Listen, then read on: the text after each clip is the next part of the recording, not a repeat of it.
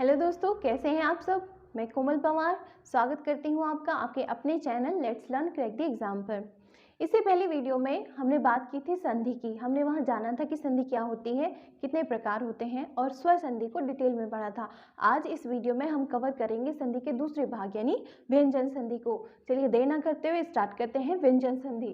व्यंजन संधि क्या होती है?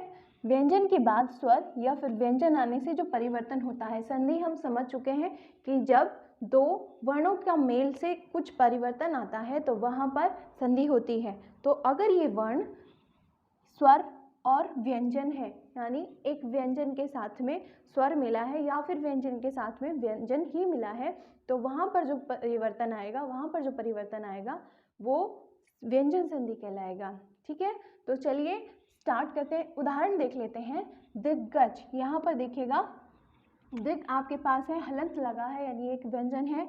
जब इसका मेल ग यानी व्यंजन के साथ में होता है तो ये शब्द बनता है, परिवर्तन आकर आधा ग उसमें लग जाता है, तो इसलिए यहाँ पर क्या होती है? व्यंजन संधि होती है। अब देखते हैं, अब हम बात करेंगे व्यंजन संधि के कुछ नियमों की, जिनको जान करके कि हम सीधा पहचान सकते हैं कि इसमें इस शब्द में व्यंजन संधि है। और क्या नियम होते हैं उसके शब्द के संधि विच्छेद करने के। चलिए बात करते हैं व्यंजन संधि के नियमों की। तो पहला नियम क्या कहता है व्यंजन संधि का? वो कहता है कि पहला वर्ण तीसरे वर्ण में बदलता है। मतलब कि संधि होने पर जो परिवर्तन आता है वो कैसे आता है? मान लीजिए जो पहला शब्द का अंतिम वर्ण है उसमें अगर वर्ग, आप सभी जानते हैं वर्ग यानी क का एक वर्ग होता है जिसमें कितने वर्ण होते हैं? क ख ग घ, ये सभी क वर्ग में आते हैं। बाद च वर्ग होता है, ठीक है, उसके बाद प वर्ग होता है। इसी तरीके से हिंदी वर्णमाला में अलग अलग वर्ग होते हैं और उसके अंदर वर्ण आते हैं। तो अगर हिंदी वर्णमाला का पहला वर्ण मतलब कि क ख ग में से पहला यानी क, और ठीक है, तो ये किस में बदल जाएगा? उसी वर्ग के तीसरे वर्ण में। तीसरा वर्ण कौन सा होगा? ग, क ख ग। क के बाद क्या आएगा? ख, फिर ग, यानी तीसरा वर्ण कौन सा होगा? ग होगा। तो क किस में बदल जाएगा? ग में बदल जाएगा। च किस में बदल जाएगा? छ, ज, मतलब च वर्ग के तीसरे वर्ण में बदल जाएगा, ज में बदल जाएगा। ट है जो है ट, ठ, ड, मतलब तीसरे वर्ण में बदल जाएगा। हर वर्ग का जो पहला वर्ण होगा वो उसी वर्ग के तीसरे वर्ण में बदल जाएगा परिवर्तन जब आएगा। ठीक है, तो ये होगा उदाहरण। तो यहाँ पर होगी व्यंजन संधि और ये है हमारा पहला नियम व्यंजन संधि के परिवर्तन का।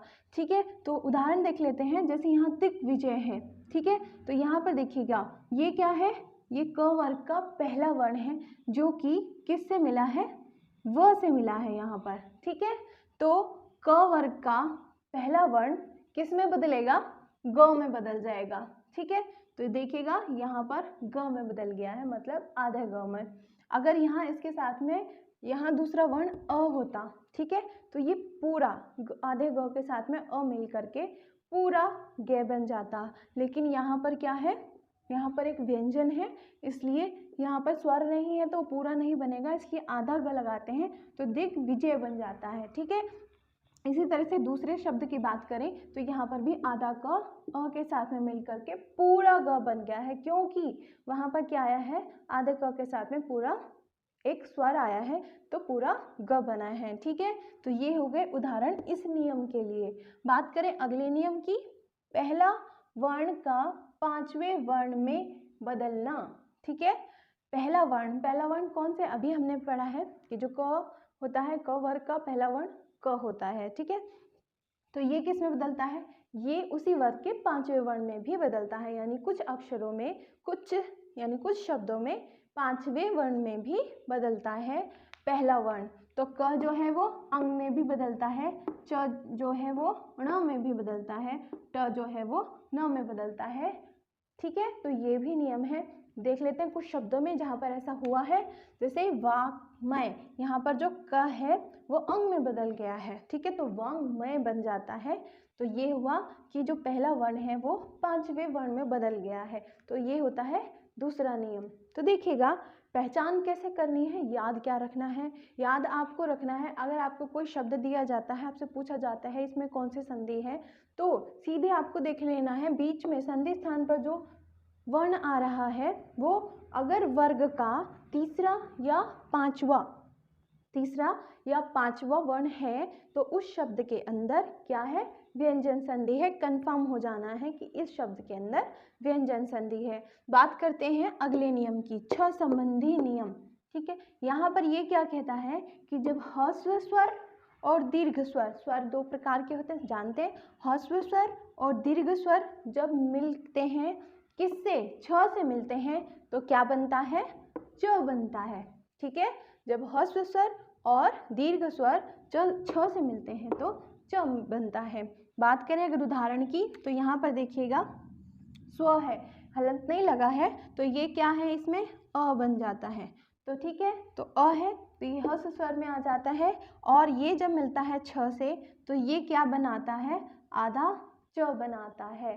ठीक है, तो ये परिवर्तन के तौर पर यहाँ पर आधा च आ जाता है। तो इसमें आपको क्या याद रखना है आपके एग्जाम के लिए, कि शब्द को देख करके कि जहाँ पर बीच में आधा च आ रहा है और आधा च के साथ में छ आ रहा है, क्योंकि जहाँ पर छ जुड़ेगा वहीं पर आधा च परिवर्तन में आएगा। तो आधा च और छ अगर शब्द के बीच में ये आ रहा है तो शब्द में क्या है, व्यंजन संधि है। तो चलिए देखते हैं व्यंजन संधि का अगला नियम, जो कि है त संबंधी नियम। व्यंजन होता है एक त, जहां पर त व्यंजन जुड़ रहा होता है तो वहां क्या चेंज आना है, वहां क्या परिवर्तन आना है, ये देख लेते हैं। देखिएगा, मान लीजिए त के बाद, ये जो त है, त के बाद में च या छ में से कोई एक वर्ण आ रहा है, ज या झ में से कोई वर्ण आ रहा है, ट ठ ड ढ या फिर ल में से कोई एक वर्ण आ रहा है, तो वहां परिवर्तन क्या होता है। अगर च छ में से आ रहा है कोई वर्ण, तो वो किस में बदलना है, पहले वाला, यानी च आए या छ आए वहां पर च ही हो जाना है। ज या झ आए तो ज हो जाएगा, ट या ठ आए तो ट हो जाएगा, ड ढ में से ड और ल का ल ही रहेगा। ये परिवर्तन होगा कब, जब त के साथ में ये सब जुड़ेंगे। ठीक है, लेकिन अगर त के बाद श आ रहा है, बड़े वाला श, श से शलजम वाला श आ रहा है, तो क्या होगा, जो त है उसका तो च में परिवर्तन हो जाएगा, च में बदल जाएगा, और जो ये श है वो छ में बदल जाएगा। ठीक है, तो नियम क्या कहता है, जो त है वो च में बदल जाएगा और जो श है वो छ में बदल जाएगा। अगर त के बाद ह आ रहा है, अगर त के बाद ह आ रहा है तो त जो है वो तो द में बदल जाएगा, और ह जो मतलब बाद वाला वर्ण है, ह का ध बन जाएगा। ये कहता है त संबंधी नियम, मतलब त के बाद कौन सा वर्ण आए और उसमें कौन सा परिवर्तन हो वो बताता है ये वाला नियम। आइए जानते हैं कुछ और नियम व्यंजन संधि के। तो देखिए अगला नियम क्या कहता है, न का ण होना। तो अगला नियम है, जो न वर्ण है वो किस में बदल जाएगा, ण में बदल जाएगा। देखिएगा, रे र श, अगर ये वर्ण के बाद, इन तीनों वर्णों के बाद न आ रहा है, ठीक है, तो केस क्या है आपके पास कि इन तीनों वर्णों के बाद में, तीनों व्यंजन है उनके बाद में न व्यंजन आ रहा है, तो क्या होगा, इन दोनों को जुड़ने से क्या होगा, ये जो आपका न है वो ण में बदल जाएगा। देखिए यहाँ पर श के बाद में न आ रहा है, तो ये जो न था वो ण में बदल गया। समझ में आई बात, ठीक है, तो ये ण में, इसी तरह से यहाँ पर जो न है वो ण में बदल गया है। यहाँ पर देखिएगा र के बाद न आने से जो न था वो ण में बदल गया है। तो जहाँ पर आपके पास ण दिखाई दे आपको, वो भी क्या होगा, व्यंजन संधि का ही उदाहरण होगा। ये आपको याद रखना है एग्जाम के लिए। तो अगला नियम क्या कहता है कि जो स से सपेरा वाला स जो होता है वो श से षटकोण वाले श में बदल जाता है। कब, किस कंडीशन में, स से पहले यदि कोई स्वर आए, ठीक है, देखिएगा स से पहले अगर कोई स्वर आ रहा है और स्वर में भी अ या आ नहीं होना चाहिए, अ या आ को छोड़ करके कोई भी स्वर अगर स से पहले आ रहा है यहाँ पर, तो क्या होगा, ये जो स है वो इस वाले श से षटकोण वाले श में बदल जाएगा। ये हुआ परिवर्तन इस केस में। तो यहाँ पर अगर आपको इस तरीके से कहीं पर भी ये षटकोण वाला श यहाँ पर दिखाई देता है तो भी वो एग्जाम्पल किसका होगा? तो आज इस वीडियो में हमने बात की व्यंजन संधि और उसको पहचानने के तरीकों के बारे में, किस तरह से आप शब्द को देख करके अपने एग्जाम में पहचान सकते हैं कि शब्द में व्यंजन संधि है या नहीं। I hope this video is going to be very helpful in your preparation. If it is, then please do subscribe this channel, like and share. Thank you so much.